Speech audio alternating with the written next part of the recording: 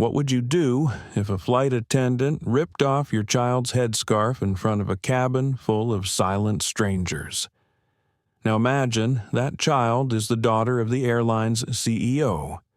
This isn't just a story about a scarf. It's about the violence of humiliation, the quiet agony of being told you don't belong even when the sky should welcome all. Nia Carter didn't expect that a simple flight from Lisbon to New York would become a national reckoning. She was flying as a passenger, not a symbol. But when a senior crew member publicly tore off her headscarf something sacred, personal, and hers, the story didn't end at landing. It began with silence. Then came the storm, and at the center of it all, a woman who found her voice. Not because she wanted to, but because she had no choice. So, what happens when truth flies higher than fear, and what price must be paid when power finally listens? Hit like, share, and subscribe if you're ready to witness one of the most powerful reckonings ever to take off at 30,000 feet. Let's begin. The hum of engines was steady beneath her feet, vibrating softly through the floor like a quiet reminder that the world was always moving. Gate C11 at Madrid Barajas Airport was crowded with weary travelers clutching passports and carry-ons, their faces marked with fatigue, boredom, and impatience. But amid the shuffle and white noise, one young woman stood apart, if only in presence. Nia Carter sat near the far corner, tucked beside a large window that framed the late afternoon sky in streaks of gold and rose. She wore a pair of soft gray joggers, a faded maroon sweatshirt with Howard University embroidered on the front, and around her head, a silk scarf of deep blue with delicate gold threads, tied with elegance and care. Her long braids were tucked neatly beneath it, a look that was both reverent and comfortable. The scarf wasn't for fashion. It wasn't a trend. It was a memory, a tradition, a promise. Her mother had given it to her when she turned 17. Every thread is a story. Nia, she'd said, every knot is something we carried through generations. Now, 5 years later, her mother was gone and the scarf had become something more sacred. It was the only thing Nia had left that smelled faintly of her, the only piece of her that still felt warm. The boarding call crackled over the speakers. Passengers began rising in waves. Nia waited. She had no need to rush. Her seat was 34A, rear window, economy. That was the way she wanted it. Most people wouldn't have recognized her, and that was the point. Flying under her real name, Nia M. Carter meant she rarely triggered any corporate flags. She didn't book as Nia Carter, daughter of Darius Carter, CEO of Halcyon Air International, to the world. She was just another grad student coming home. To the airline, she was invisible, and in that invisibility, she found comfort. Boarding rows 30 through 35, the gate agent called. Nia stood and adjusted the strap of her satchel, careful not to jostle the fragile leather sketchbook tucked inside. Her fingers brushed the edge of her scarf once, a small, grounding gesture. She walked with calm purpose down the jet bridge, letting her breath match her steps. The scent of jet fuel and recirculated air hit her like memory. This was home in its own strange way. Planes, gates, terminals. She'd grown up in them. She knew the inside of a Gulfstream G700 before she knew what a city bus looked like. But this wasn't a private jet. That was the choice. Her father had offered to send one. She had said no. She needed to feel the friction of regular life again. It helped her write. It helped her remember who she was beneath the name, As she stepped into the cabin of Flight 237 bound for Chicago O'Hare, she was greeted by a faint smile from the junior attendant near the door, small, polite, and quickly overshadowed by the tall figure standing a few feet behind her. Senior flight attendant, middle-aged, pale blonde hair pulled tight at the scalp, lines around her mouth not from age, but from habitual frowning. Her name tag read Helen Wexler. Nia gave her a quiet nod. Helen looked her over sweatshirt, joggers, scarf, and gave a smile that didn't reach her eyes. "That a fashion thing?" Helen asked casually, "or just a bad hair day?" Her voice was sugary, the words were not. Nia paused, for a heartbeat too long. "I just like it," she said, keeping her tone level. "It's comfortable." Helen shrugged, stepping aside, just making sure it's not concealing anything. A quick comment, a flick of suspicion disguised as humor. Nia's expression didn't change, but her hands tightened ever so slightly around the strap of her bag. She walked down the aisle in silence. Her seat was near the very back. She preferred it, fewer eyes, more solitude. She slipped into 34A, placed her satchel beneath the seat, and exhaled. She pulled out her notes and began reviewing sketches from the medieval architecture exhibit in Barcelona. The plane was still boarding, the murmur of conversations rising and falling like waves. No one noticed her. Not really, and that was fine, until a sharp voice interrupted. "That bag needs to go overhead," Helen said from the aisle. Nia looked up. Helen was standing beside her, arms crossed. "It's a personal item," Nia said, gently. "It fits completely under the seat. I said it needs to go overhead. That's a safety issue." It wasn't.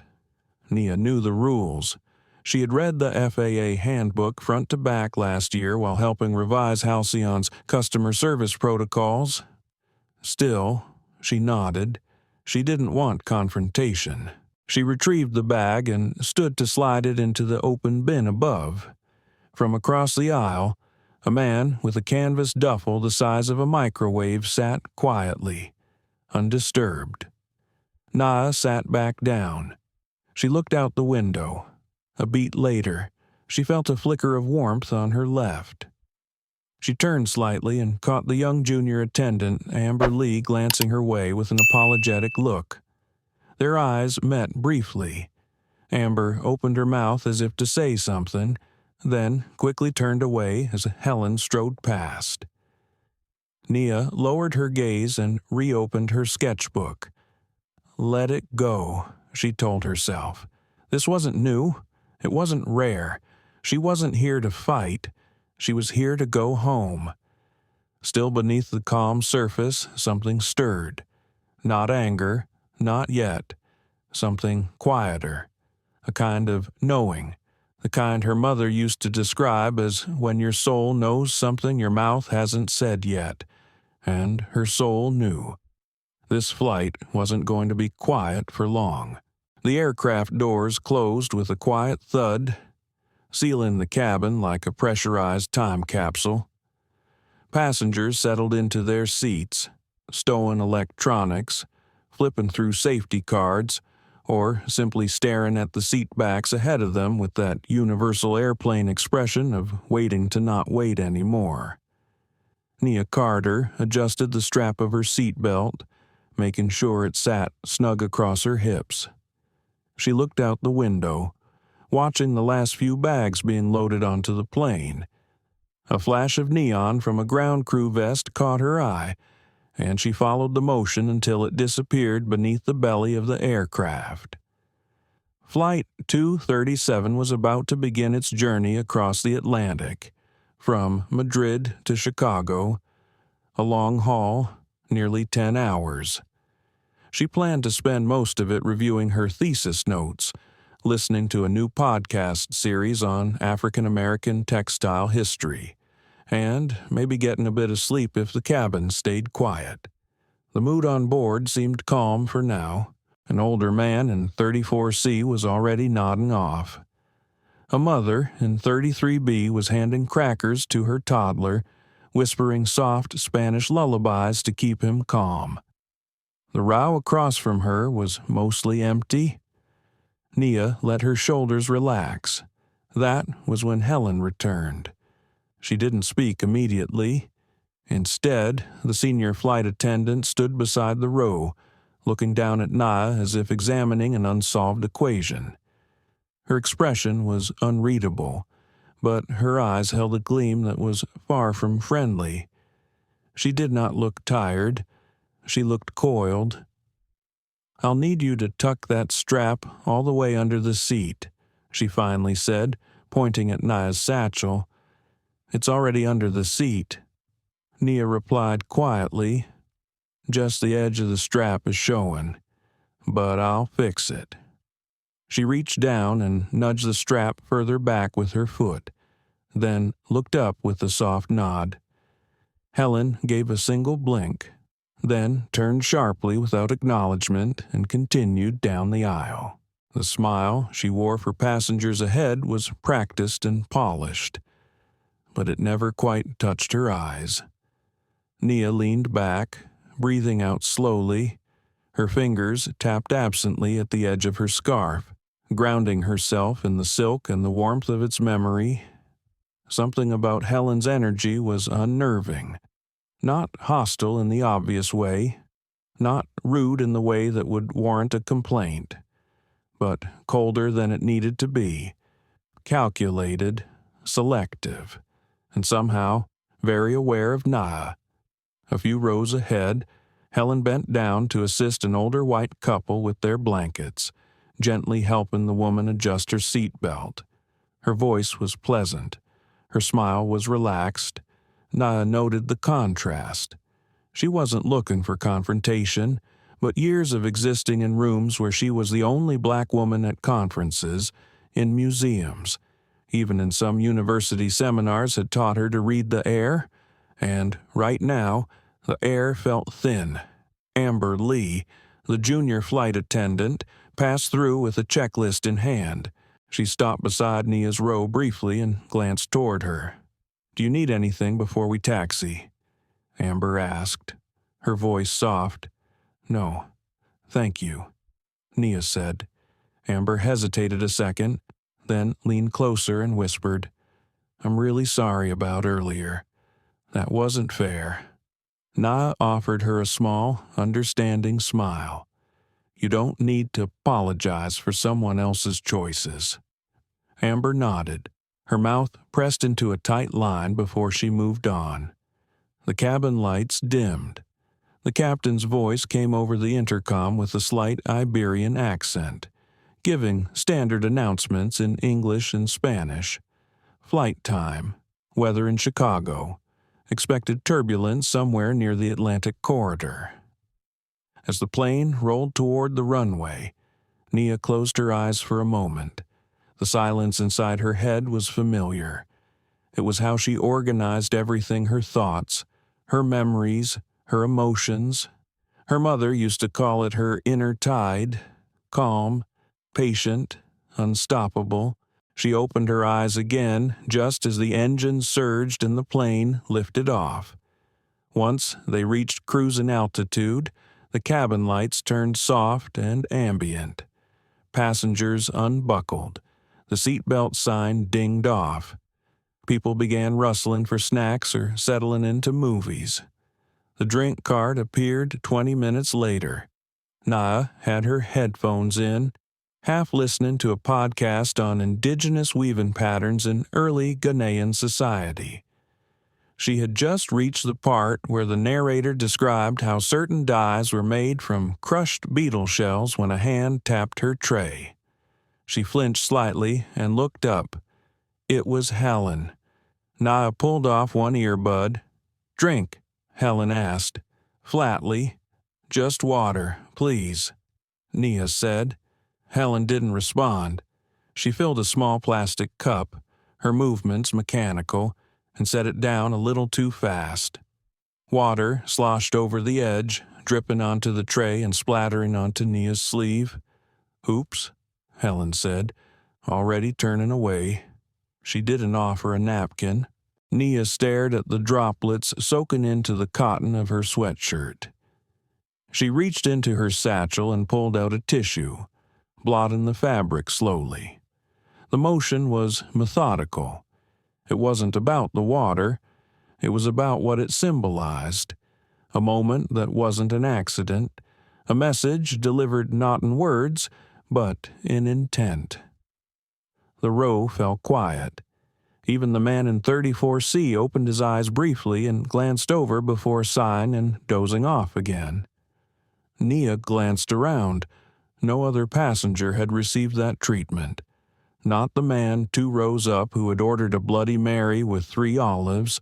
Not the young woman across the aisle with a laptop open and cords tangled across her lap. Just her.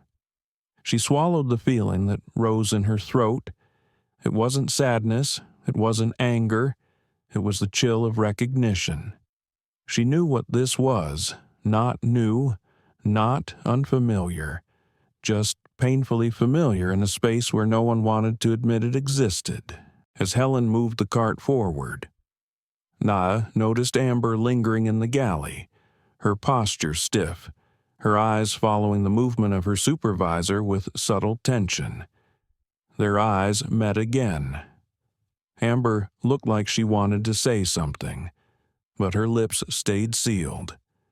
Nia turned back to her window. She didn't cry. Instead, she reached into her bag, pulled out her journal, and began writing. She documented the bag comment, the strap order, the sarcastic remark about her headscarf, the spill, the absence of napkins, the smile that never reached the eyes. She wasn't building a complaint. She was building a record. And as she wrote, a single thought flickered behind her calm, focused eyes. If she had to, she would finish this flight with her dignity intact. And if the flight didn't end quietly, neither would her story, somewhere over the Atlantic. The cabin lights dimmed to a low amber glow, mimicking sunset even though outside the windows there was only the endless, inky black of night. It was the illusion of restfulness, carefully orchestrated by Airline design. But Nia Carter wasn't resting. She had tried. She had closed her eyes, adjusted her seat, and played ambient music through her earbuds. But her mind refused to settle. The spill, the tone, the thinly veiled contempt behind each of Helen Wexler's smiles. It shouldn't have gotten to her. She had trained herself for moments like these. Her upbringing demanded it. Being the daughter of Darius Carter meant learning from an early age how to navigate spaces where you weren't expected to speak, only to represent. She had sat through formal dinners, board meetings, and charity events with a smile on her face and her opinions neatly folded in the corner of her mouth. But this was different. This wasn't quiet dismissal or social erasure. This was something pointed, something sharp. It started again during the second meal service. Helen returned to their row with the food cart. The narrow aisle forced her to lean in closer than usual. She addressed the man next to Nia first, offering him a choice of pasta or chicken. He picked pasta. She served it with a napkin and a quiet smile. When she turned to Nia, her voice was curt. "You'll have to take the vegetarian." Nia blinked. "I'm not vegetarian." "But sure, that's fine." Helen shoved the tray down onto her table with enough force to rattle the plastic utensils. No explanation, no offer of choice. Nia looked at the tray. The label on the top clearly read special order, someone else's meal, someone with a dietary restriction, not hers. She glanced across the aisle. Another passenger, a man with a shaved head and noise-canceling headphones, was receiving the chicken dish. Nia had been skipped, reassigned, and offered no choice in the matter. Amber Lee came by a few minutes later with a basket of rolls. She slowed near Nia's row. "Would you like one?" she asked, her voice low. Nia looked up, grateful for the small kindness. "Yes, please." Amber leaned in as she passed the roll. Her whisper was barely audible over the engine hum. "She wasn't supposed to give you that meal. It was someone else's." Nia met her eyes. "I know." Amber hesitated, the basket still in her hands. Her gaze shifted toward the galley. Then she sighed and moved on.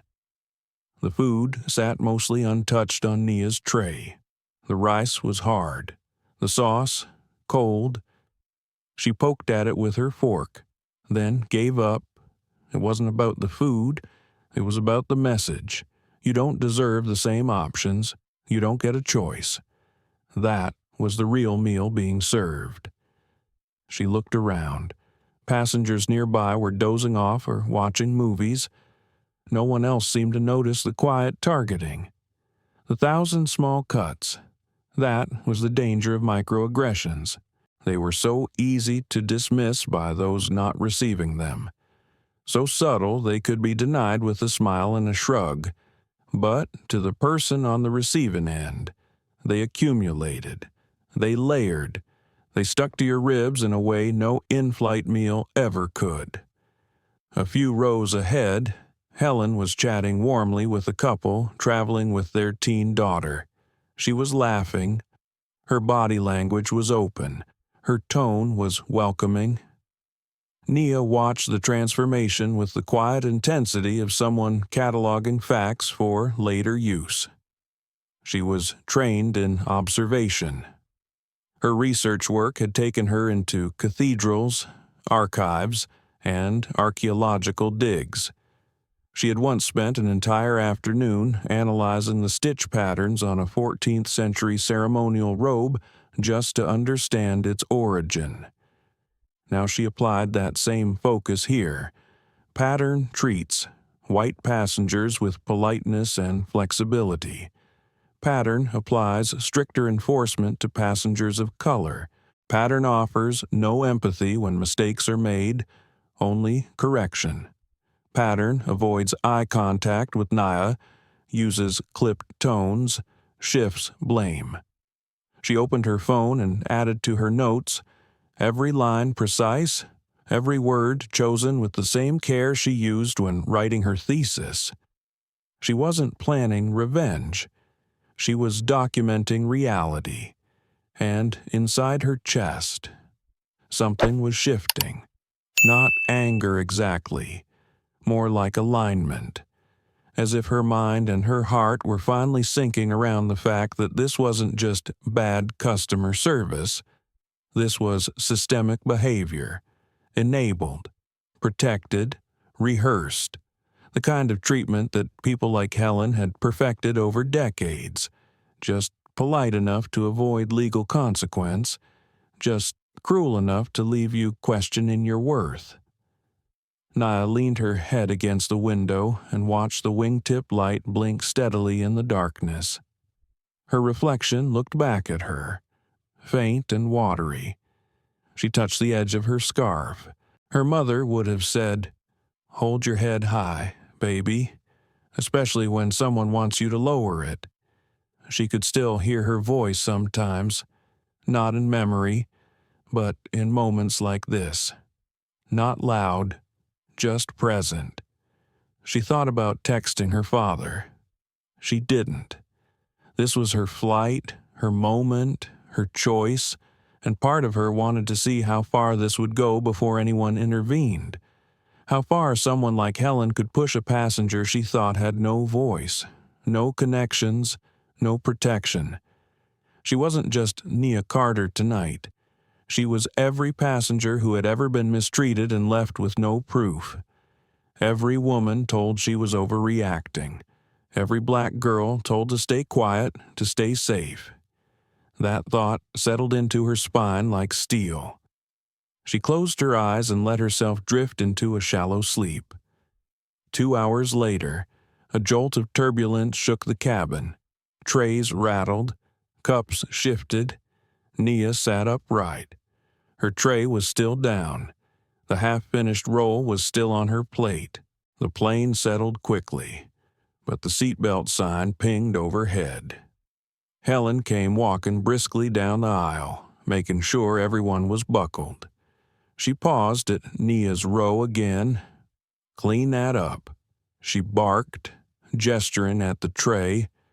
Nia was about to fold it up when the plane shifted again and her plastic cup tipped. A splash of cranberry juice spilled across the tray table. It wasn't much, but it was enough. Helen's lips curled. "Seriously," she said loudly. "Can't even manage a drink?" The row behind turned to look. "I'm sorry," Nia said. It spilled when the turbulence Helen snatched a stack of napkins from her apron and started wiping the table aggressively. "I have to clean up after you, too," she muttered. Nia froze. The sound of napkins scratching plastic was loud in the confined space. Helen's elbow bumped Nia's arm hard. Not enough to cause injury, but enough to feel like a statement. Nia's eyes narrowed. "I'd prefer you didn't touch me," she said calmly. Helen didn't respond. Her face was tight, breath shallow.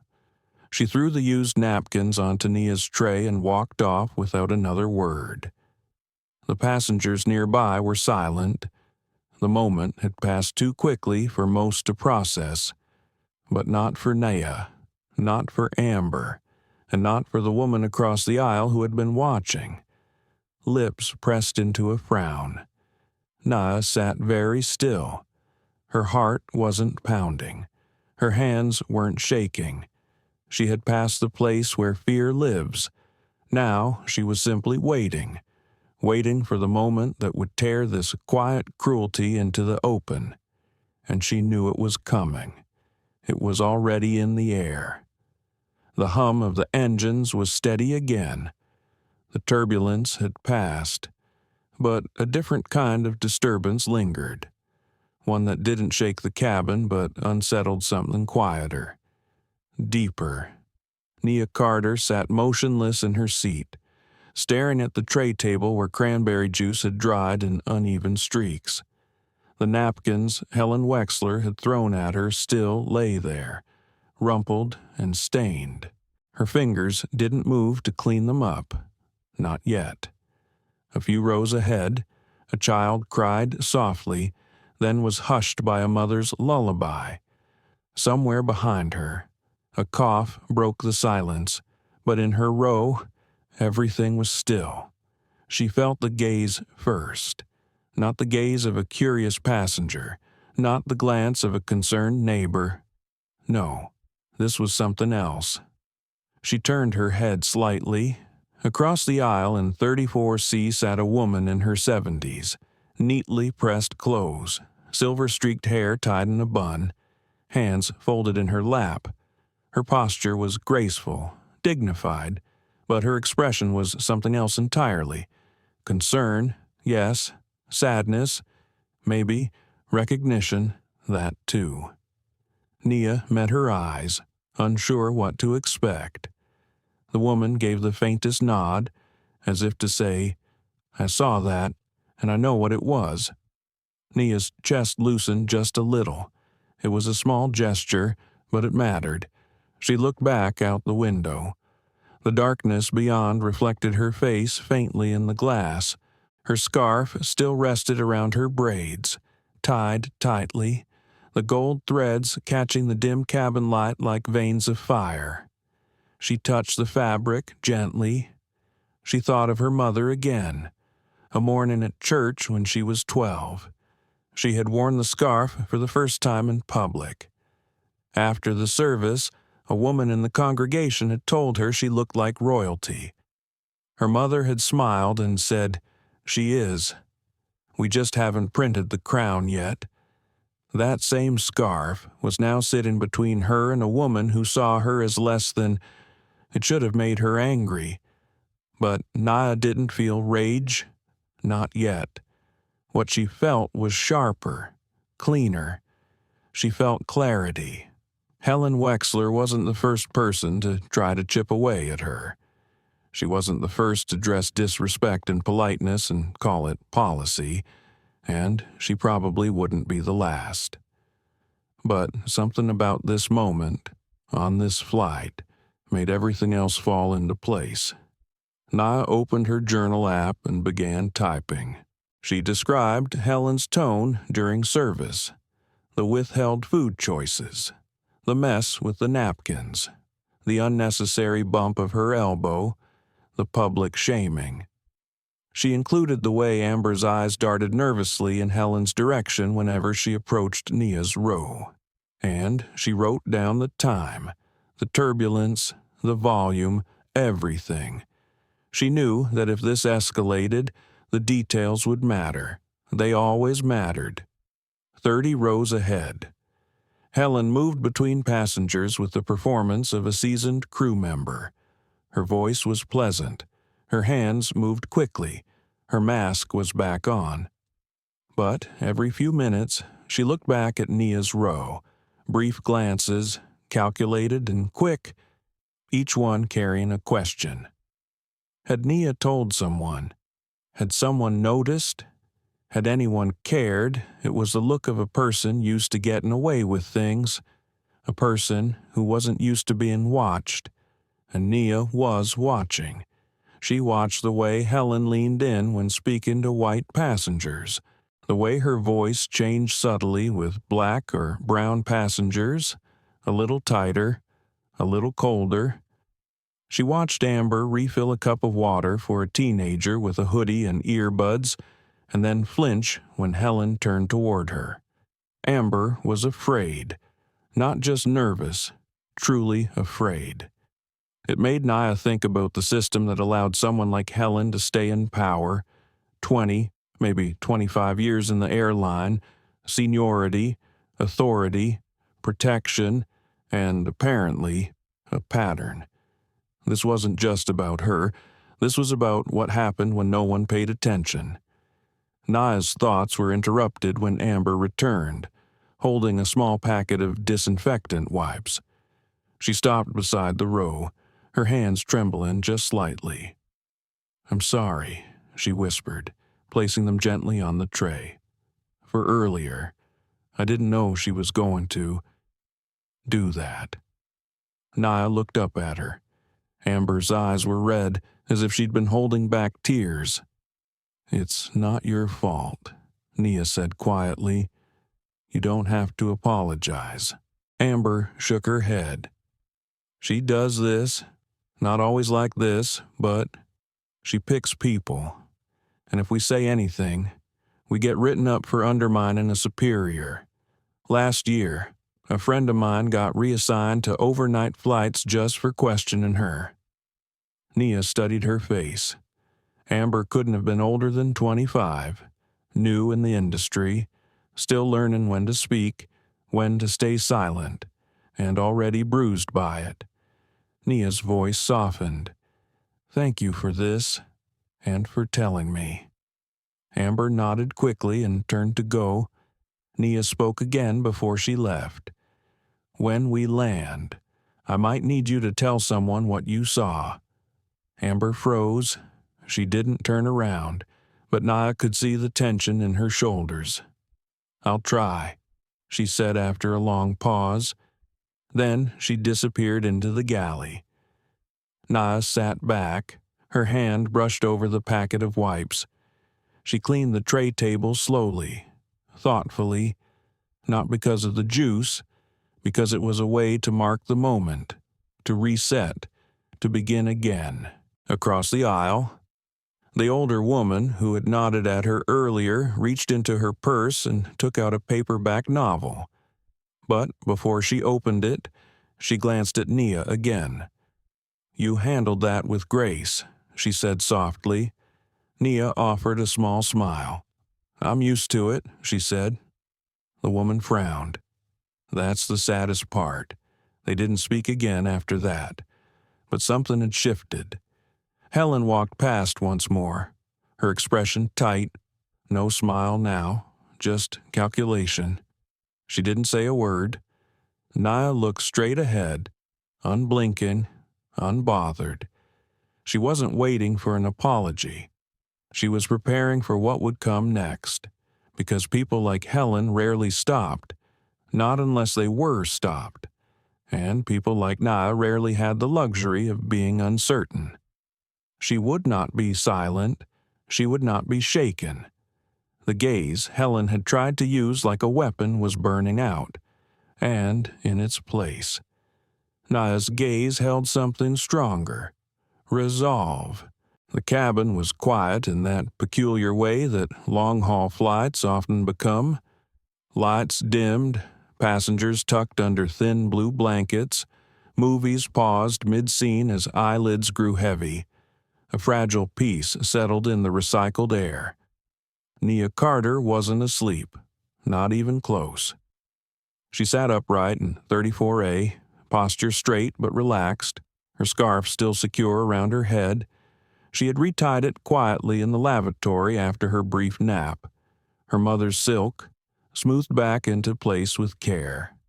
The knot was precise, the lines neat. It wasn't for anyone else. It was for herself. Her laptop sat open on her tray table, dimmed to night mode. Her fingers danced silently over the keys, recording everything. She wasn't just journaling anymore. She was assembling a record, a timeline. She knew enough about accountability to understand that memory fades but documentation doesn't. A call light dinged 2 rows behind her, then another. She noticed how long it took for anyone to respond. In her section, the response was always slow, as if their part of the plane was out of service, as if their needs were somehow less urgent. Amber Lee finally moved down the aisle, her face tired but determined. She helped a woman with an extra blanket, then fetched hot water for someone in 36C, all without a word of thanks from Helen. The passengers were half asleep, but Helen Wexler was very much awake. She emerged from the galley again, arms crossed, walking with clipped strides. Her eyes scanned the cabin like a warden checking for infractions. Then they landed on Nia. A moment passed, too long to be casual, too focused to be coincidence. Nia felt the stare before she turned to meet it. The weight of it was unmistakable, not curiosity, not confusion, suspicion. Helen walked toward her row with deliberate steps. She paused just beside Nia's seat, her body leaning slightly into the space. Nia closed her laptop. She looked up. Helen didn't speak right away. She let the silence stretch. She wanted attention, wanted to create a moment. "What exactly are you hiding under that scarf?" she asked. The words were not shouted. They were spoken just loud enough to carry to the nearby rows. Loud enough for Mrs. Delaney across the aisle to look up from her novel. Loud enough for the man in 35B to pause his movie and slip off one headphone. Nia blinked once, slowly. Her hands stayed folded on her tray. "It's a headscarf," she replied calmly. "Silk, tied for comfort." Helen tilted her head. Her smile was tight, brittle. "It's covering your head, which means it could be concealing something. That's a security issue." Nia exhaled. Her voice was steady, low. "No, it isn't. Your airline policy does not prohibit head coverings." "I've read the handbook." Helen's eyes narrowed. The air between them felt electric. "You seem to know quite a bit for a passenger," she said. "That alone is suspicious." Nia didn't move. "I know enough to know my rights," she said. A few more heads turned. Someone whispered 2 rows back. Helen crossed her arms.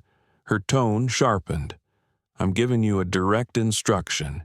Remove the headscarf. I need to verify there's nothing underneath that could pose a threat."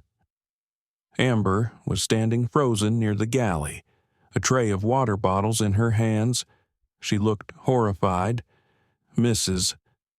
Delaney sat upright now, her book forgotten. Nia stared up at Helen. She didn't raise her voice. She didn't stand. But something in her eyes shifted, like steel coming into focus. "No," she said clearly. "You don't have the authority to demand that." Helen leaned closer, too close. "I am the senior crew on this aircraft. I am the policy." Nia's voice did not waver. "You are not the policy. You are its employee, and you are violating it." Helen's cheeks reddened. Her mouth twitched. "I knew it," she hissed. "People like you always have something to hide." Amber gasped softly. "Mrs." Delaney stood up, her voice clear. "Excuse me, but that's enough." Helen ignored her. Her eyes stayed locked on Nia. Nia's hands were trembling now, not from fear, but restraint. "You're humiliating yourself," Nia said, "and you're trying to humiliate me." Helen's breathing grew shallow. Her shoulders were rigid. Then, before anyone could react, she reached forward. In a single motion, she grabbed the edge of the scarf and pulled. The silk unraveled with a sound that seemed too loud for such a small object. The knot came undone. The scarf slipped through Helen's fingers and landed in Nia's lap. Gasps echoed through the cabin. Nia didn't move. She sat frozen, her hands still on the tray, her braids falling loose around her shoulders. Her breath caught in her throat. Amber dropped the tray she was holding. Bottles clattered to the floor. "Mrs." Delaney stepped forward, her voice sharp now. "You just assaulted her." Helen took a step back, the scarf still dangling from her fingers. "I was doing my job." Nia's voice returned. Quiet, lethal. "No, you were abusing your position." Reverend Walter Green in 35A, a man who had been silent the entire flight, lifted his phone. The red recording light glowed in the dimness. "You have no right," Nia said again, "and this will not be ignored." Helen looked around, finally seeing the eyes on her. Dozens of them. Witnesses. The scarf in her hand was no longer a symbol of power. It was evidence. She dropped it like it burned. Nia picked it up slowly, folding it with care. She placed it back in her satchel, her hands trembling only slightly. The cabin had gone silent. Amber looked like she might cry. Reverend Green stepped into the aisle and faced Helen directly. "I've seen a lot in my lifetime," he said, "but I've rarely seen someone so eager to humiliate another human being. Shame on you." Helen's mouth opened, but no words came out. A voice came over the intercom. The captain, unaware of the storm brewing in the cabin, was announcing clear weather over the Atlantic. Helen turned and walked quickly toward the front. Nia sat back. Her heart pounded, but her expression was calm. She looked at Amber. "Will you tell the truth when we land?" Amber nodded, tears glistening. "I will." "Mrs." Delaney reached across the aisle and gently touched Nia's hand. "You were so brave," she whispered. Nia looked around. Passengers were nodding, watching, waiting. The moment of silence after the scarf was pulled had become something else entirely. It had become a reckoning, and it was only beginning. The silence after the scarf was torn lingered like a held breath. It wasn't just quiet, it was charged, dense with the weight of what had just happened and the shock that it had actually happened. Nia Carter sat still. Her hands rested on her knees. Her fingers had stopped trembling. Her face was calm, but behind her eyes, something had shifted. The last of her patience had calcified into something harder, sharper. She looked at the silk scarf now resting in her lap. It had come loose during the violent pull. One of the edges had frayed where Helen's fingers had tugged too hard. The gold thread had snapped. Nia lifted the fabric gently, examining the tear like one might examine a wound. It wasn't just cloth. It wasn't just fabric. It was a sacred thing. Her mother's hands had once folded these corners. Her mother's scent still lingered faintly on the inner layer, and now it had been desecrated, not by accident, but by intent. Helen Wexler had returned to the galley, her steps quick, her jaw tight, trying to reclaim control, but something in the atmosphere had changed.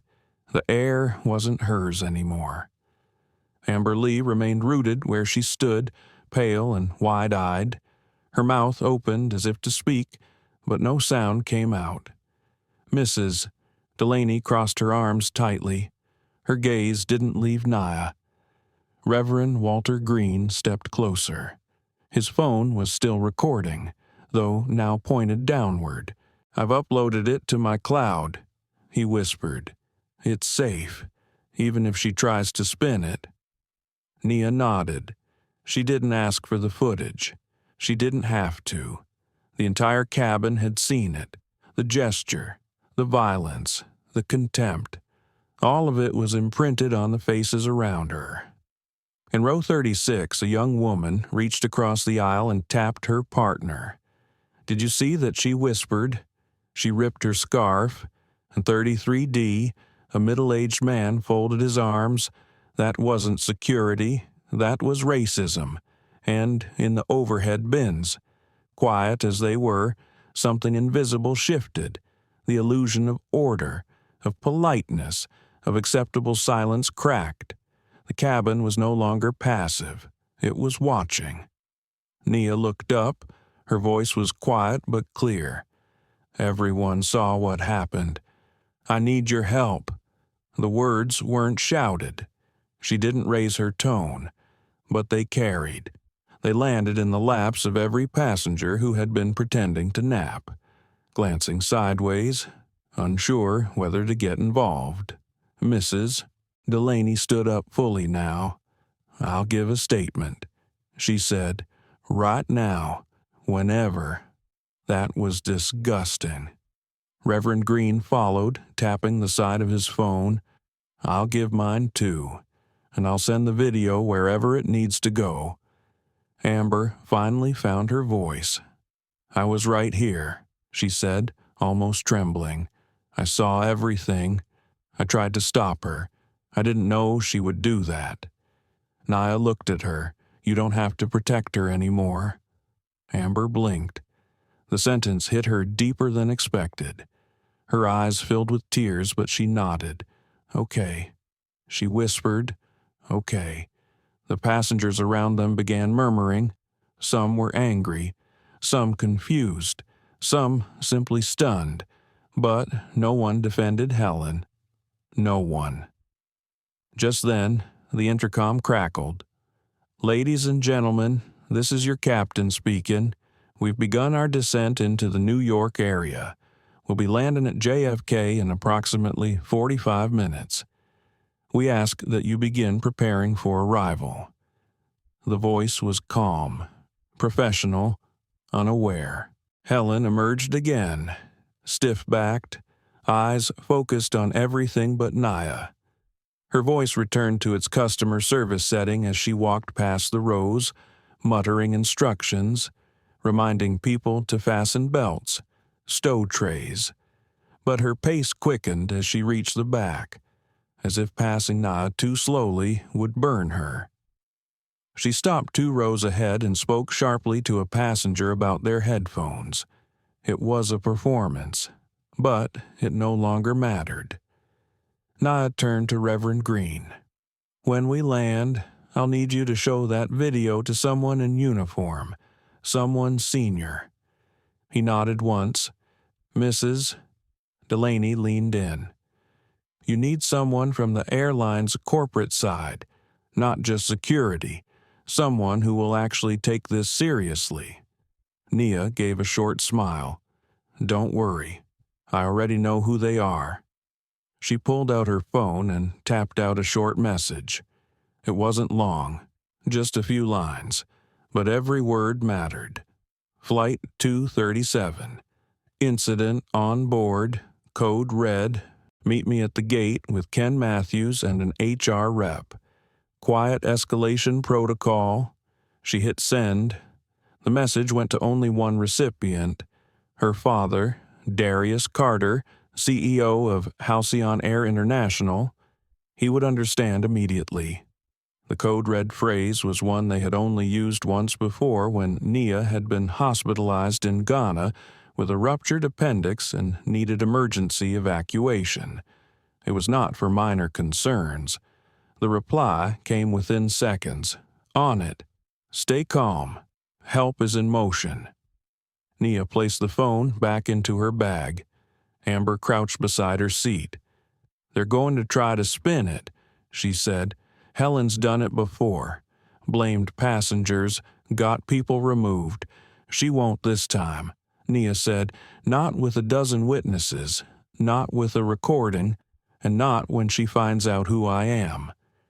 Amber blinked again. "Who are you?" Nia didn't answer right away. She let the question hang in the air, not out of arrogance, but because the answer had weight. "I'm the person she shouldn't have touched." She finally said.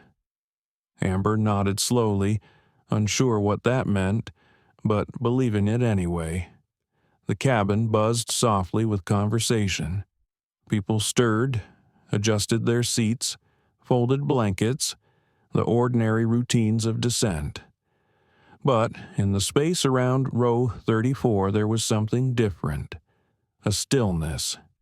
A current of attention focused not on the plane, not on the landing, but on a woman sitting calmly in her seat, her braids falling gently over her shoulders, her hands resting over a folded scarf that meant far more than anyone had realized. Helen stood near the front, watching the lights of New York begin to flicker into view through the windows. She didn't know it yet, but her career was about to end, not because of one mistake, but because of all the ones she had hidden under polite smiles and carefully chosen words. And because she had finally picked the wrong passenger. The wheels of Flight 237 touched the runway with a soft double thump. A brief jolt, a chorus of seat backs bouncing forward, a sharp exhale from the man behind Nia, who had been holding his breath. Then the slow, familiar hum of deceleration as the plane eased its way across the tarmac of JFK. The seatbelt sign remained on. The cabin lights flickered brighter. Passengers stirred, some stretching, some reaching for phones. The usual post-flight shuffle had begun. But not in row 34. Nia Carter sat completely still. Her hands were folded over the satchel on her lap. Inside it, tucked between her notebook and tablet, lay the carefully folded, slightly torn silk scarf.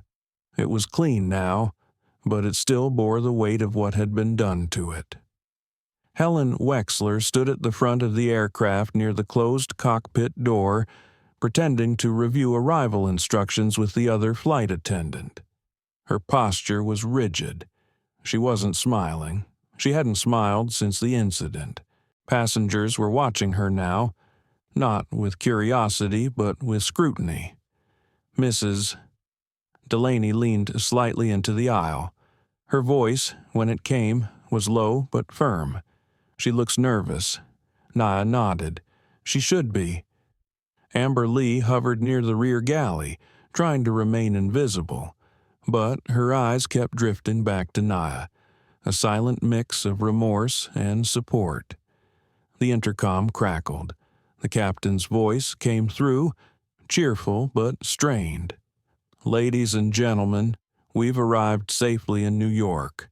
Please remain seated while we allow a few special passengers to disembark first. We appreciate your patience and cooperation." Nia felt the ripple of confusion spread through the cabin. It wasn't a medical emergency. There were no attendants rushing down the aisles, no wheelchairs waiting at the door, just the heavy pause before something unusual. Helen glanced back at Nia's row. Just once. Her eyes didn't linger. They didn't need to. Nia reached for her scarf one last time. She didn't put it back on. Instead, she smoothed her braids over her shoulders, sat up straighter, and waited. The front door opened with a quiet hiss. The first to board were not airport staff or medics. They were two men in dark suits, sharp suits, suits that moved like they belonged in boardrooms, not airplane cabins. The taller one walked first. Broad shoulders, silver-trimmed beard, eyes that scanned without needing to search. His name tag was barely visible beneath his overcoat, but Nia recognized him immediately. Ken Matthews, head of North American operations for Halcyon Air, her father's closest executive. The second man followed closely behind. Slimmer, glasses, younger. He carried a tablet in one hand and a small notepad in the other. Helen stepped forward automatically, her mouth already moving. "I'm glad someone came. We had a disruptive passenger in 34A. I filed a preliminary report and Ken raised a hand without looking at her. Step aside." Helen froze mid-sentence. Passengers in rows 1 through 6 had stopped pretending to gather belongings. They were watching now, quietly, intently. Ken and the second man continued down the aisle. They passed the galley, past the premium seats, past the curtain. They didn't stop until they reached row 34. Ken's eyes met Nia's. His face, previously hard and unreadable, shifted instantly. He bowed his head slightly. "Miss Carter," he said softly, "are you all right?" The silence that followed his words was absolute. Then came the whispers. "Carter." "Wait, did he say Carter like Darius Carter?" Nia stood slowly. Her voice was calm. "I'm fine, but we have a serious problem." Ken nodded once, understood. Reverend Green stood as well, still holding his phone. "I have footage, unedited, time-stamped." Ken extended a hand. "I'll take it." "Thank you, sir. Mrs." Delaney raised her voice just slightly. "I'd like to file a formal witness statement." Amber emerged from the rear, walking with uncertain steps toward the gathering. "I will too," she said. Her voice wavered, but it didn't break. "I work under her. I saw what happened." Helen was standing frozen near the front. Her arms were crossed, but her face had gone pale. She had heard it. She had heard the name. Carter. She was realizing it now. The young black woman she had insulted, targeted, and assaulted wasn't just another economy passenger. She was the daughter of the man who signed her paycheck. The man who could, with a single phone call, end her entire career. Ken turned to the passengers near the aisle. "Ladies and gentlemen, we appreciate your patience. We're going to escort Miss Carter off first. Those of you who witnessed the incident may be contacted by our legal or ethics team in the coming days. Please leave your contact information with the ground representative at the gate." Nia took one last glance at Amber. "Thank you," she said quietly. Amber's eyes filled with tears. "I should have done more."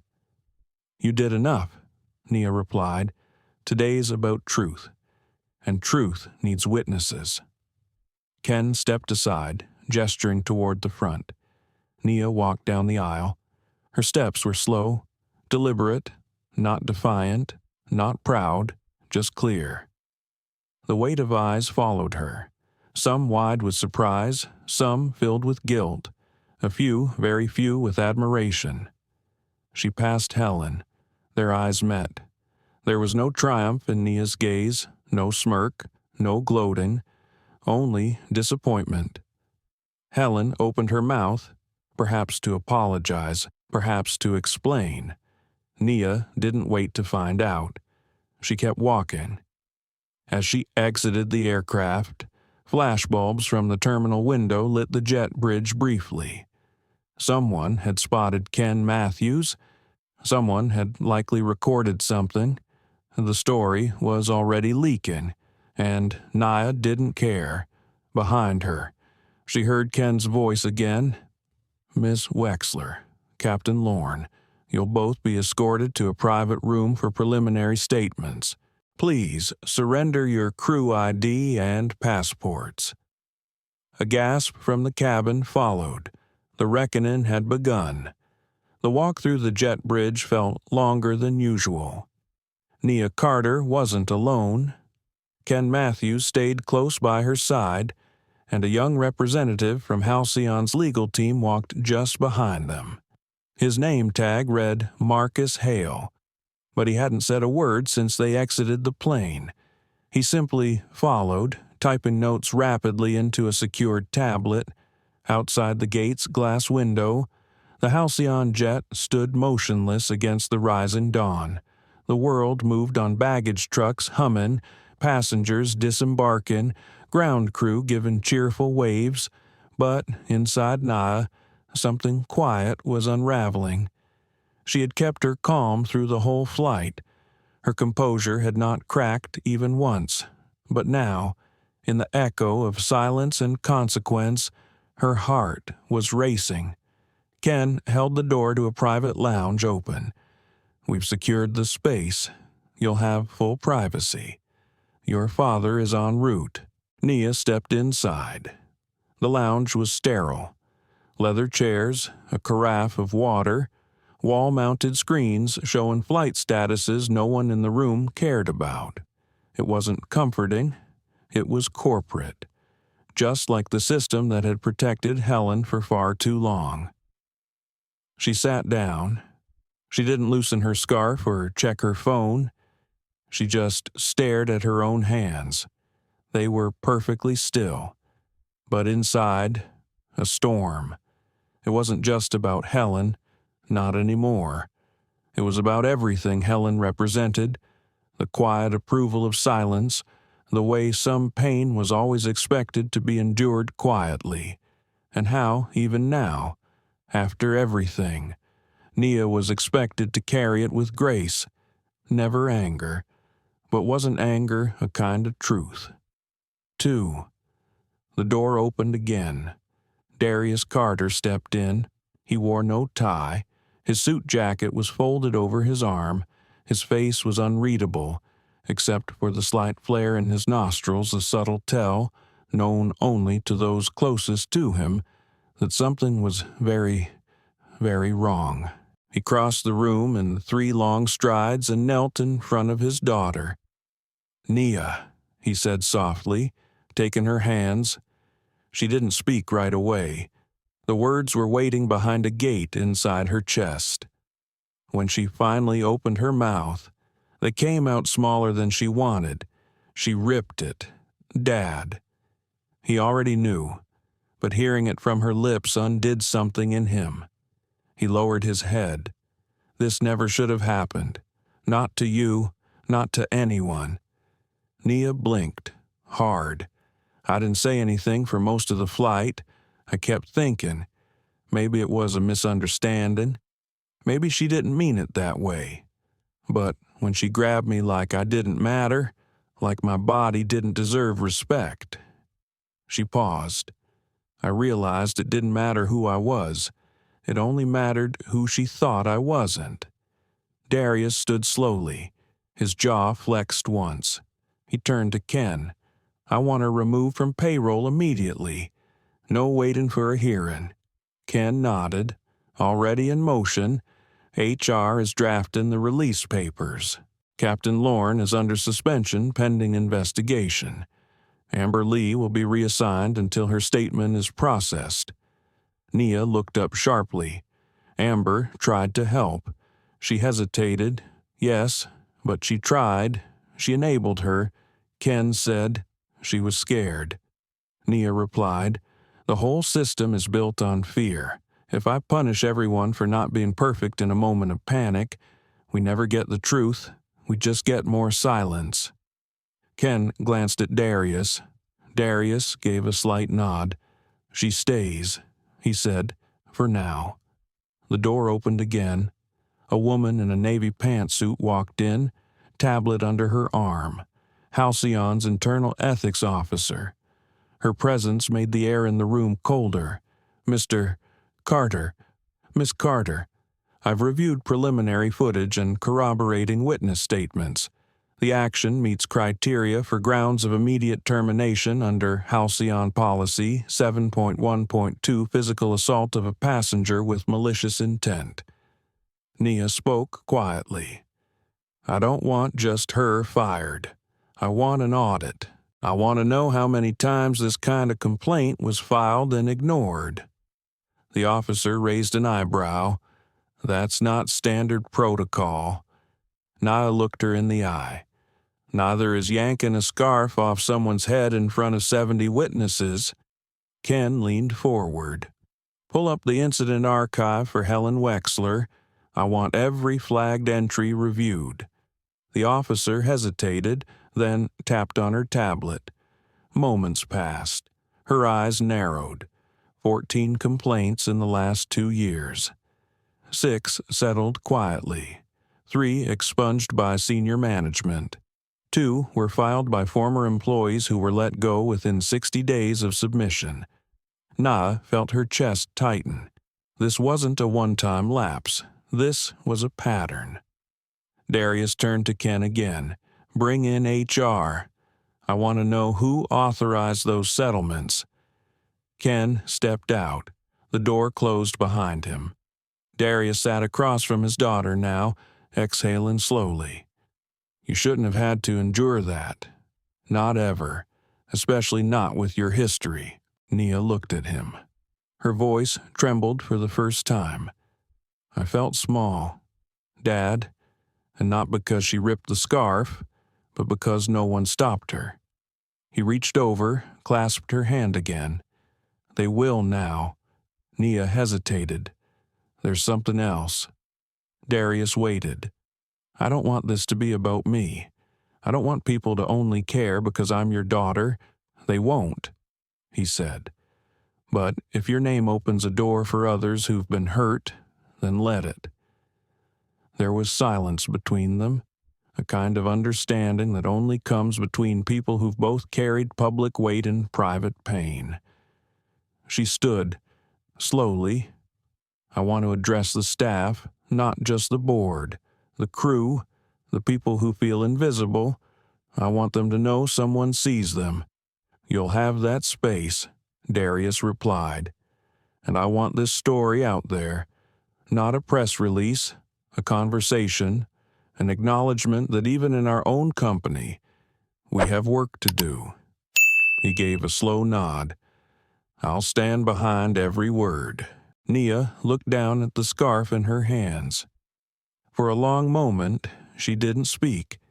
Then she folded it one last time, slid it gently into her satchel, and stood tall. The descent wasn't just the planes. It was the beginning of a system being taken down, layer by layer, by someone who had once believed silence was survival. But now she knew better. Truth needed volume, and Nia was ready to speak. The staff briefing room on Level 3 of Terminal B was rarely used for anything more than schedule assignments and safety drills. Today, it held something far heavier than paperwork. It was full of people, flight attendants, maintenance workers, crew managers. Some stood in the back, arms crossed, eyes guarded. Others sat stiffly in rows of worn plastic chairs. They'd been told there would be a statement. Most assumed it was just HR protocol. Another email read aloud in a sterile voice. Another incident reduced to corporate damage control. But then Nia Carter walked in, and the room went still. Most of them had never seen her before. A few recognized the surname. Fewer still knew what had happened on Flight 237. Nia didn't wear the scarf today. She wore a navy dress, simple and unadorned, and her hair pulled back into a low bun. She didn't come with a podium or prepared notes. She came with her truth. She walked to the front of the room, glanced once at the ethics officer standing by the wall, then turned to face them. Her voice was calm, steady, but there was no mistaking the ache in it. "My name is Nia Carter. I'm not here today as the daughter of the CEO. I'm here as a black woman who was publicly humiliated on one of our aircraft. I'm here as someone who sat in seat 34A while a senior flight attendant ripped off my scarf, mocked my appearance, and made me feel less than human in front of dozens of witnesses." Silence, not cold, not uncaring, just stunned. Some employees lowered their heads. Others stared directly at her, unblinking. I know this room. I know what it's like to sit in those chairs wondering if speaking up will cost you your job. I know what it feels like to weigh dignity against rent, to be afraid of retaliation, of blacklisting, of being labeled difficult. Her voice trembled not with weakness, but with clarity. I know because I've watched it happen to people like me, to people like some of you. She paused, then walked slowly across the front of the room, meeting eyes as she went. 14 complaints were filed against Helen Wexler. Most of them disappeared into a file drawer. Some of you reported her. Some of you witnessed it and didn't speak, and I understand why. A murmur ran through the room. Guilt, recognition, but now we have a choice. Do we keep pretending this was one bad apple, or do we admit that the whole orchard has weeds growing underneath it?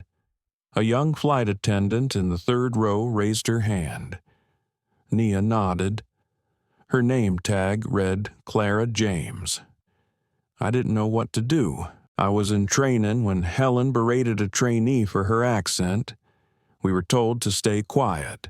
That reporting wouldn't lead anywhere. Nia stepped forward. That kind of silence is how people like Helen thrive, but it's also how systems protect themselves. It's not just about who gets hurt. It's about who gets believed. An older maintenance supervisor stood now. His voice was gravel. They told me once not to get involved when a passenger complaint came in about a racial slur used by a crew member. Said it was an isolated case, that I should keep my head down. He looked at Nia. I've kept my head down too long.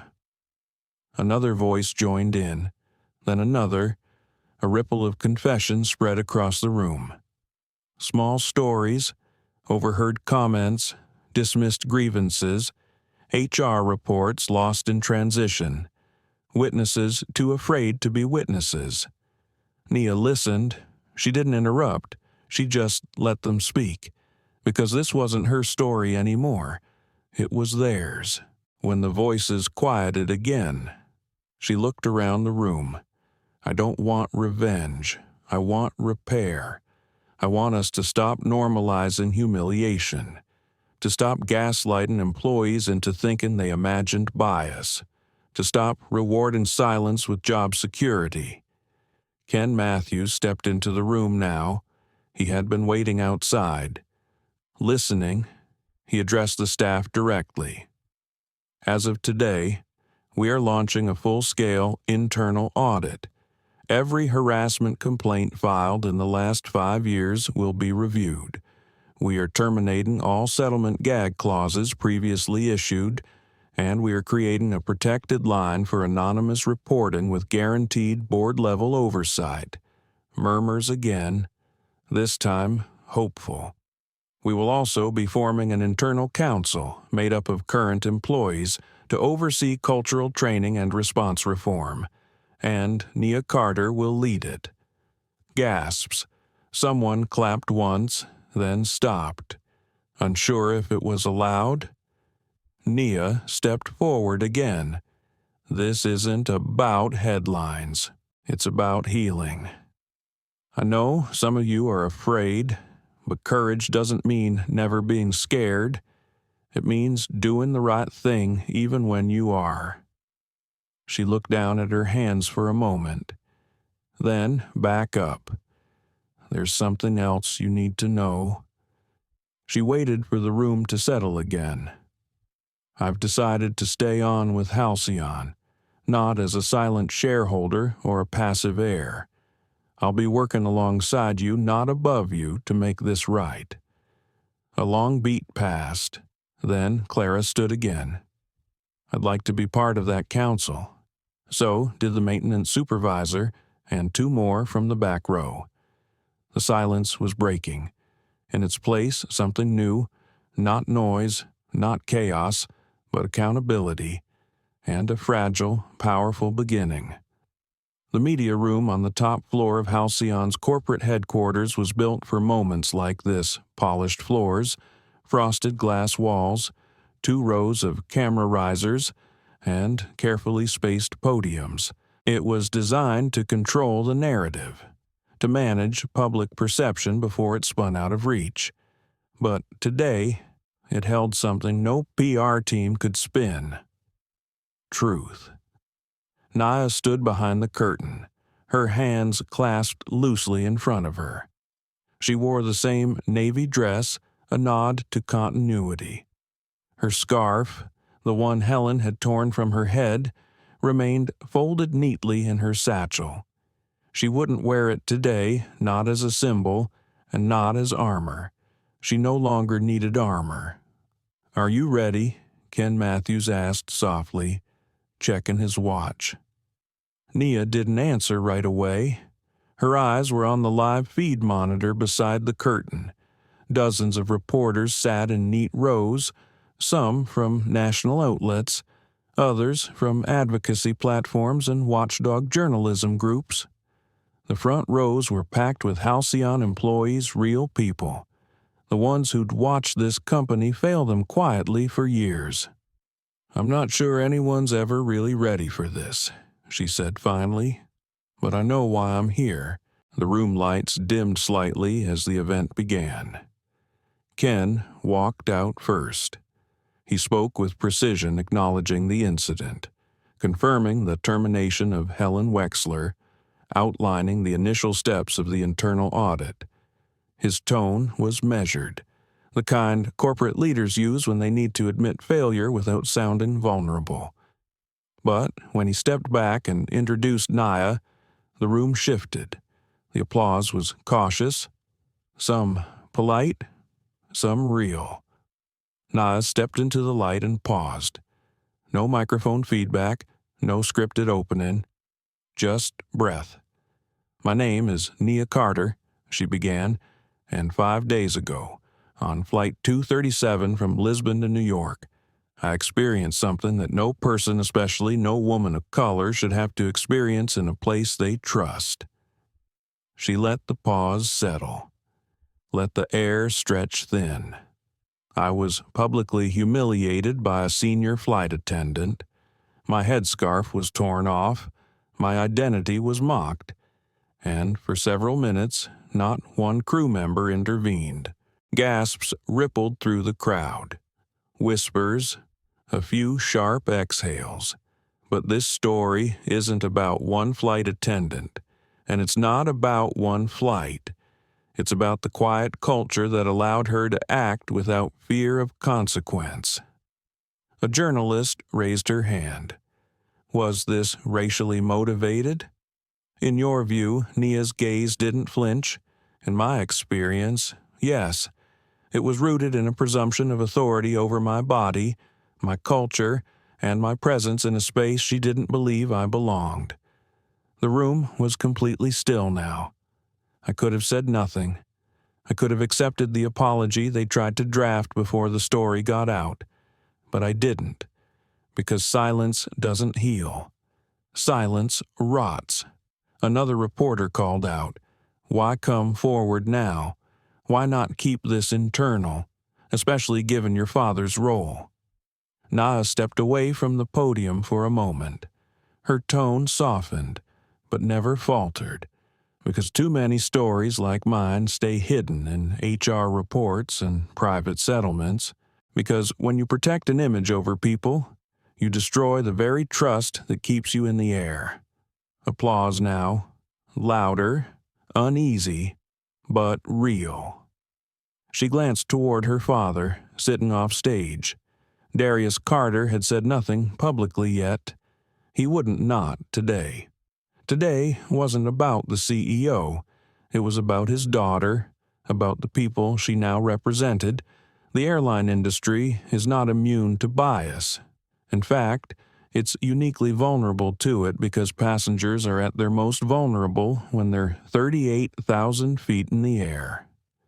They rely on crew members to protect them, not profile them. A hand rose in the back, a young black man in a press lanyard. What about the crew members who stayed silent?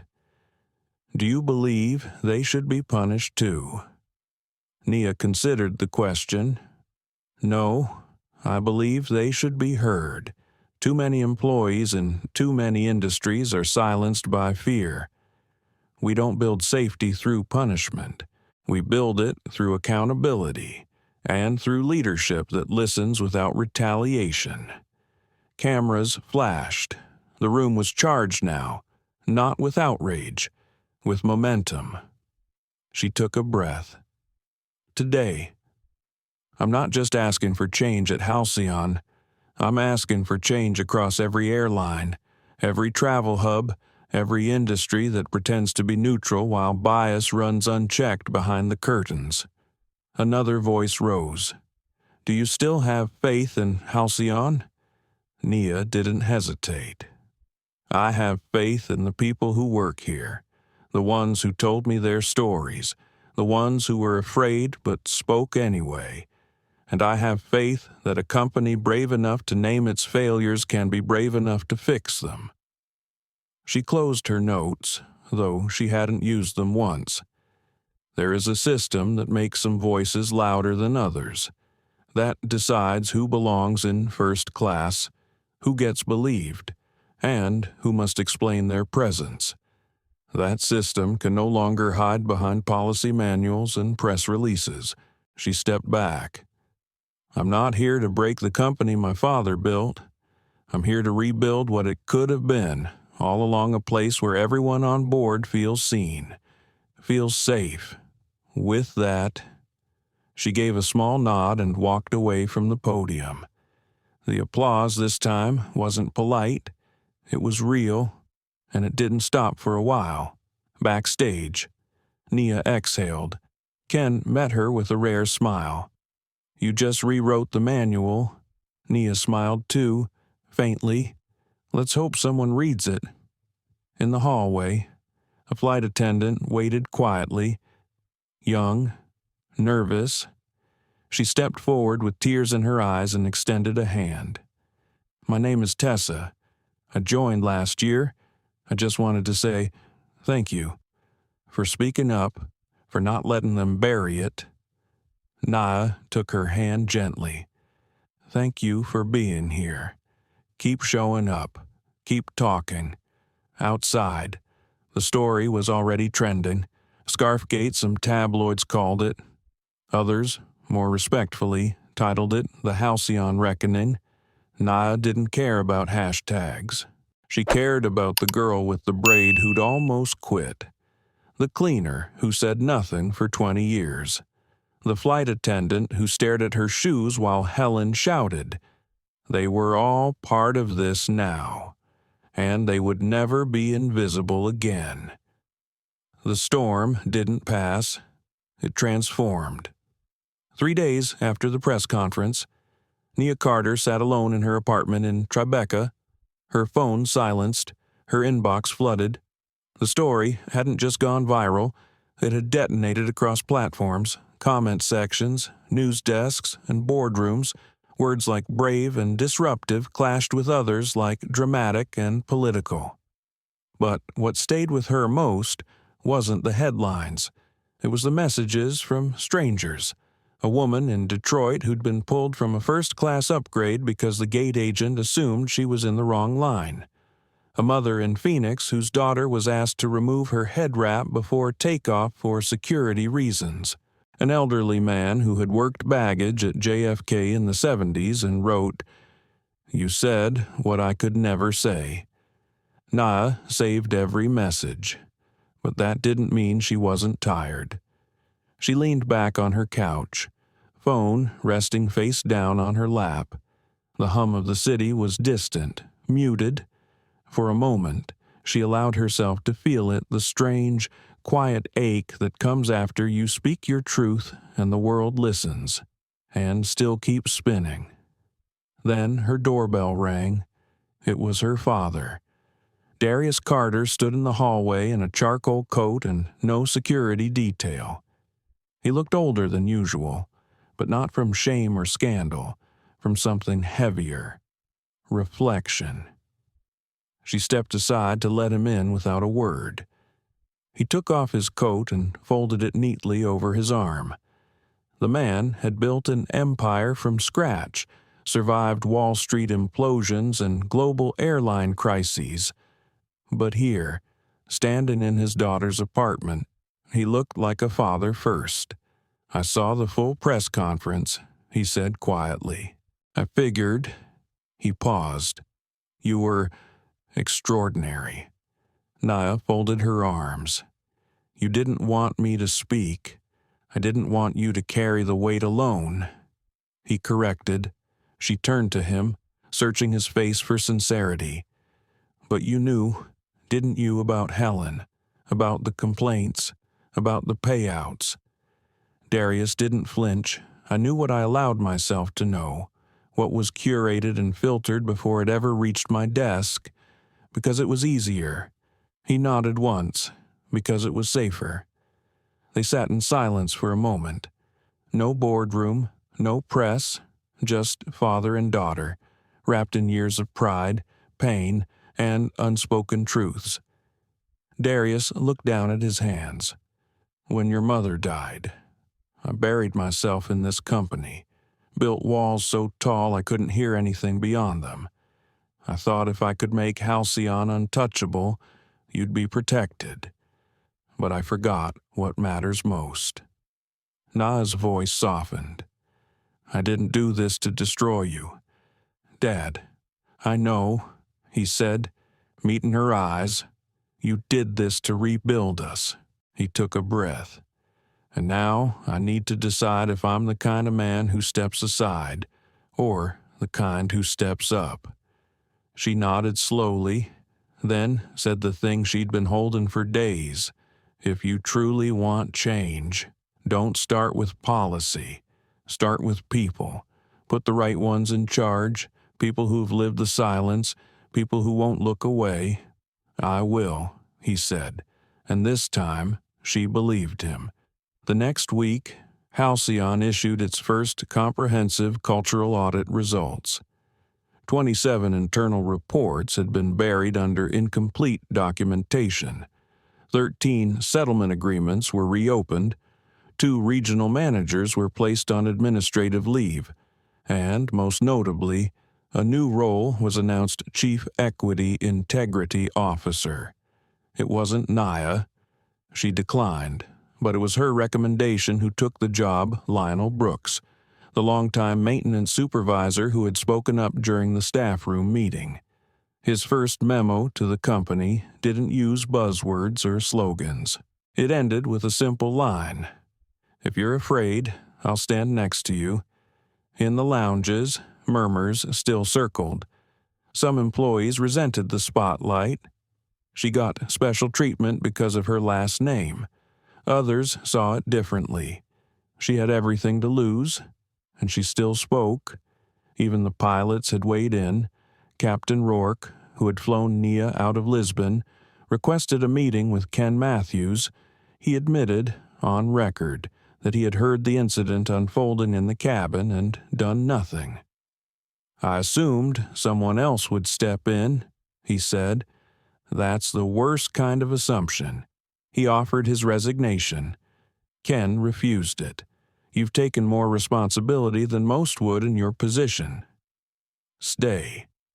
Help us rebuild from inside the cockpit. One morning, as winter crept into the city, Nia received a letter, not an email, a real, handwritten letter. It was from Tessa, the young flight attendant who had thanked her backstage.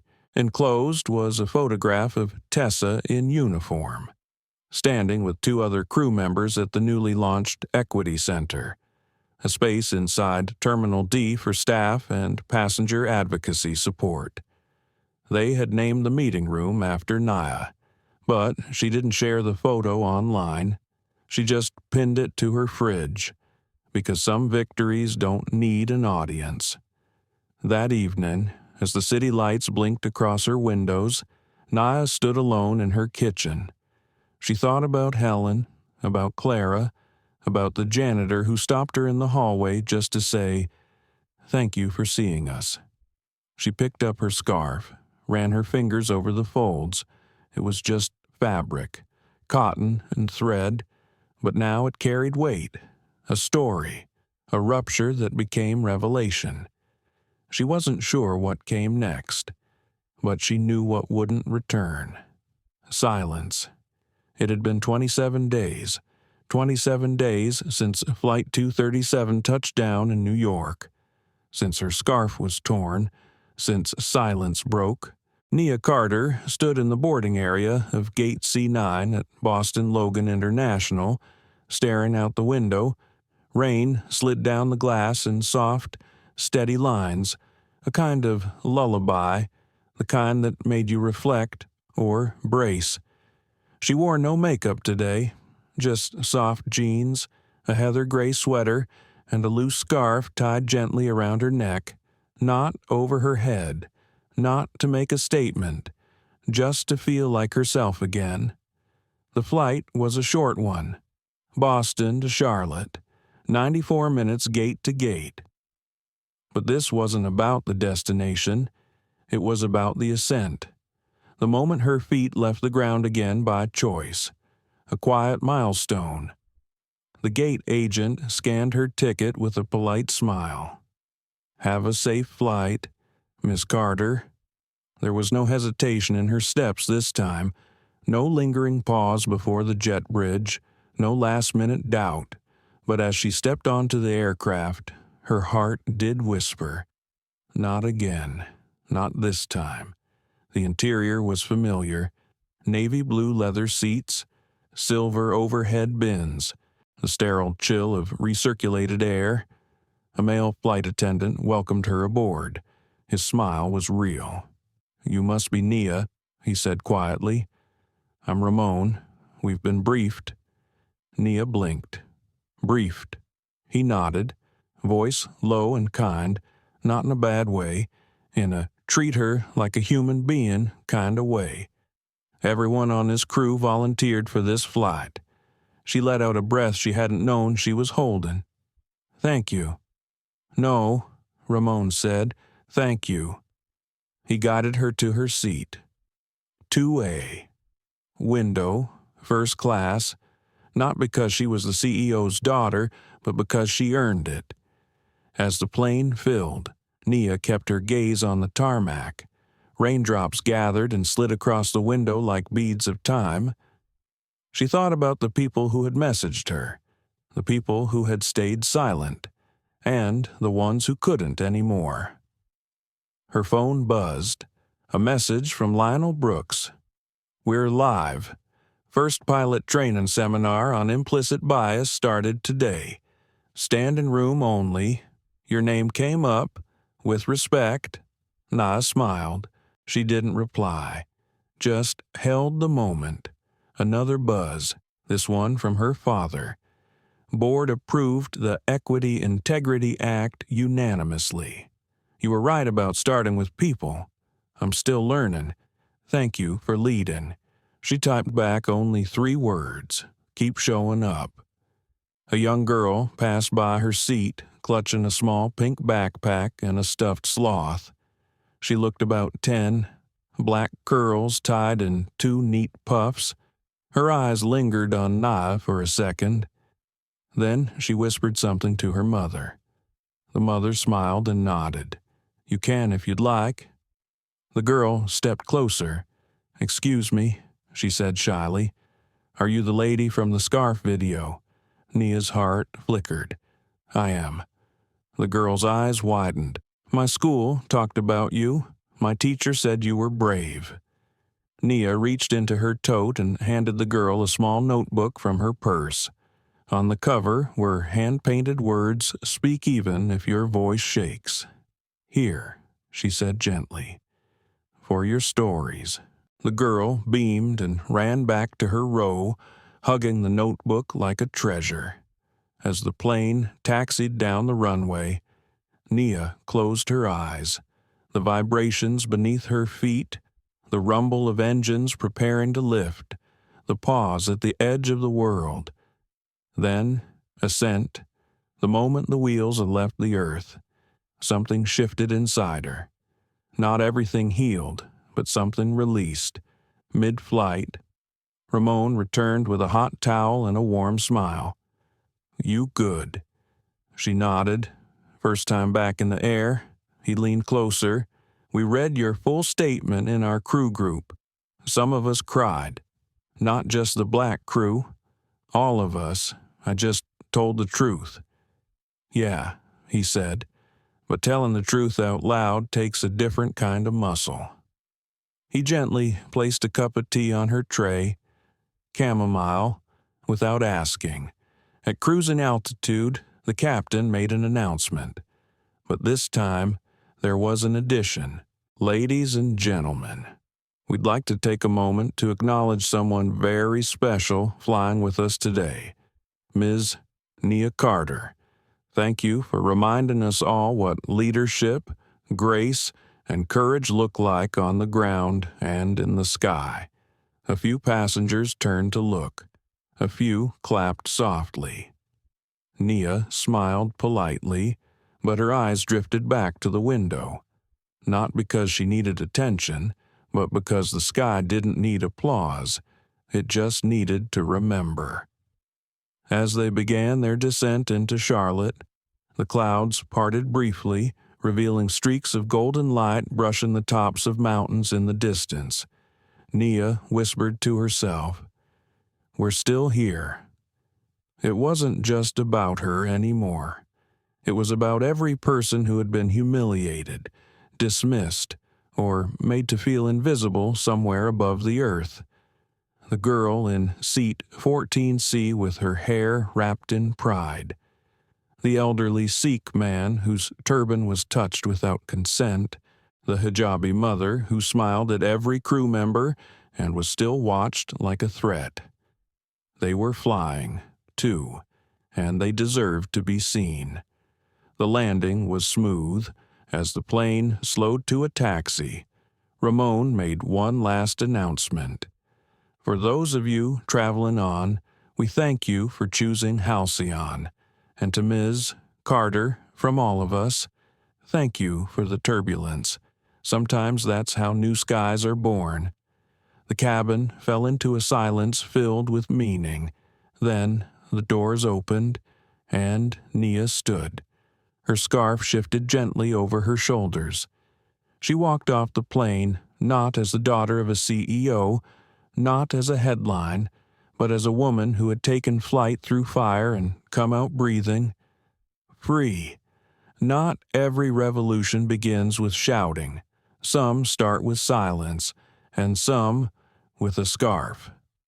What happened to Nia Carter wasn't just a personal violation. It was a mirror held up to an entire industry that too often looks away from the quiet discrimination that hides in plain sight. But from that moment of pain came something greater. A voice that wouldn't be silenced. A policy that could no longer be buried. And a woman who chose dignity over fury. Truth over convenience. This story reminds us that justice isn't always loud, but it's always necessary. If this story moved you, if it made you reflect, Or, if it opened your eyes, don't keep it to yourself. Please, like this video, share it with someone who needs to see it, and subscribe to our channel for more stories that challenge prejudice, celebrate courage, and speak the truth no matter how high the altitude. We'll see you on the next flight. And remember, the sky remembers everything.